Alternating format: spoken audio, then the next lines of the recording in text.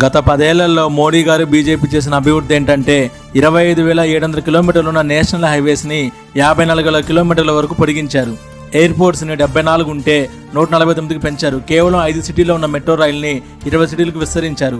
21,800 కిలోమీటర్లు ఉన్న electric rail నెట్వర్క్ని 60,800 కిలోమీటర్ల వరకు పొడిగించారు. యూనివర్సిటీని 676 నుంచి 1168కి పెంచారు. కేవలం 350 ఉన్న స్టార్టప్ కంపెనీల్ని 1,17,250 చేశారు. చంద్రయాన్ 3 విజయంతో భారతదేశ జెండాను అంతరిక్షంలో ఎగరవేశారు. $7.6 బిలియన్ ఉన్న ఎలక్ట్రానిక్ ఎక్స్పోర్ట్స్ని $22.7 బిలియన్ పెంచారు. $305 బిలియన్ ఉన్న పెట్టుబడుల్ని $596 బిలియన్ పెంచారు. 76 జిగావాట్స్ ఉన్న పవర్ కెపాసిటీని 181 జిగావాట్స్కి పెంచారు. 88.2% ఉన్న ద్రవ్యోల్బణాన్ని 10%కి తగ్గించారు.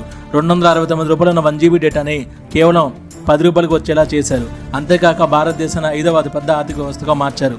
భారతదేశం అభివృద్ధి కావాలంటే ఫిర్ ఏక్ బార్ మోడీ సర్కార్ రావాలి.